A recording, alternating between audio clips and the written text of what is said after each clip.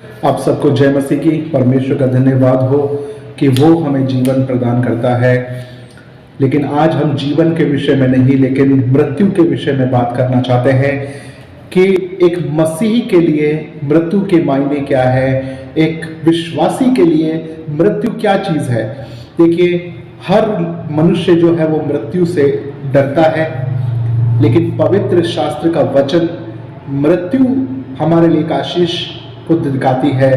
मैं एक वचन को आपके सामने शेयर करूंगा। दूसरा कुरिन्थियों की किताब, उसका 5वां अध्याय और 1 से लेकर 5वें वचन तक हम इसको पढ़ेंगे। क्योंकि हम जानते हैं कि जब हमारा पृथ्वी पर का डेरा सरीखा घर गिराया जाएगा तो परमेश्वर की ओर से स्वर्ग पर ऐसा भवन मिलेगा जो हाथों से बना हुआ घर नहीं परंतु चिरस्थायी है। इसमें तो हम कराहते और बड़ी लालसा रखते हैं कि अपने स्वर्गीय घर को पहन ले, कि इससे पहन ले कि हम नंगे न पाए जाएं और इसे डेरे में रहते हुए बोझ से दबे कराते रहते हैं, क्योंकि हम उतारना नहीं वरन और पहनना चाहते हैं, ताकि वह जो मरणहार है जीवन में डूब जाए, जिससे हम इसी बात के लिए तैयार किया है। वह परमेश्वर जिसने हमें बनाया हमें आत्मा भी दिया है। आमीन। तो इस वचन से हम देखते हैं कि बाइबल हमें बताती है कि ये जो शरीर है वो एक तंबू है, एक डेरा है, डेरे के समान है। तो वचन में लिखा है कि देखिए, तंबू जो शब्द वचन में हम पढ़ते हैं तो तंबू जो है वो एक अस्थायी जगह होती है, वो टेम्परेरी जगह होती है। तंबू वो जगह होती है जब हम कहीं ट्रैकिंग के लिए जाते हैं तो हम कहीं पे थोड़ा समय रुकने के लिए तंबू लगा लेते हैं और रात भर हम वहां रुकते हैं, फिर सुबह फिर तंबू को उठा लेते हैं और वहां से निकल जाते हैं। तंबू यानी कि एक अस्थायी जगह है, परमानेंट नहीं है। पर वचन में लिखा है कि जब ये तंबू उठाया जाएगा, तंबू तोड़ा जाएगा, तब हमें एक ऐसा भवन मिलेगा जो हाथों से बना हुआ नहीं है लेकिन चिरस्थायी है। मतलब हमेशा के लिए एक भवन मिलेगा, यानी कि कच्चा मकान तोड़कर पक्का मकान परमेश्वर देने के बारे में बात कर रहा है।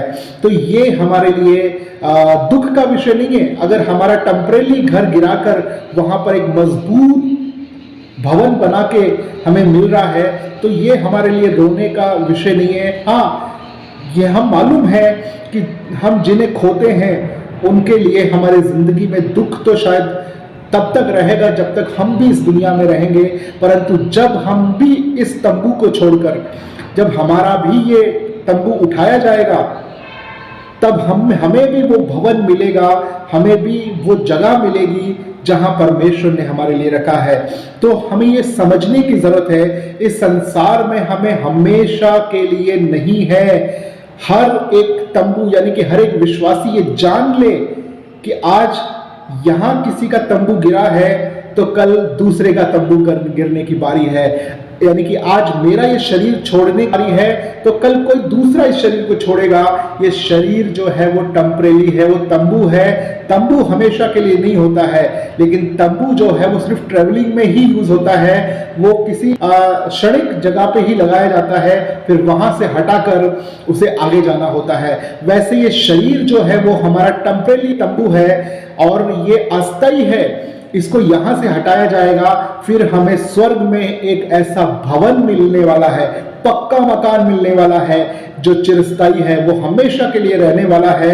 परंतु ये जो टेम्परेरी है, इसके गिरने के लिए, इसको हटाने के लिए हमें दुखित होने की जरूरत नहीं है। देखिए, दुख इसलिए महसूस होता है कि आज के बाद हम कभी उन्हें देख नहीं पाएंगे जो इस शरीर को छोड़ के चले गए हैं, लेकिन इस बात का भरोसा है कि हम एक साथ एक दिन रहने वाले हैं।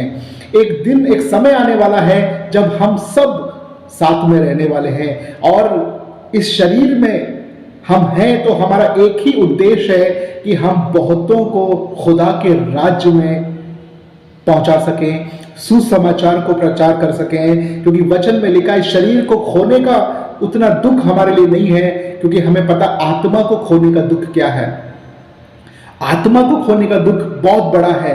शरीर तो हमें पता है कि आज ये तंबू गिराया जाएगा, कल एक भवन हमें मिलेगा, तो हमें इसके लिए डरने की जरूरत नहीं है, घबराने की जरूरत नहीं है, मौत का डर हमारे पास नहीं होना चाहिए, क्योंकि तंबू अगर गिराया जाएगा तभी तो एक भवन मिलेगा। इसके लिए हमें खुदा का धन्यवाद देने की आवश्यकता है। परमेश्वर आपको बहुत आशीष दे और विश्वास के मार्ग में आगे बढ़ाए। Praise the Lord.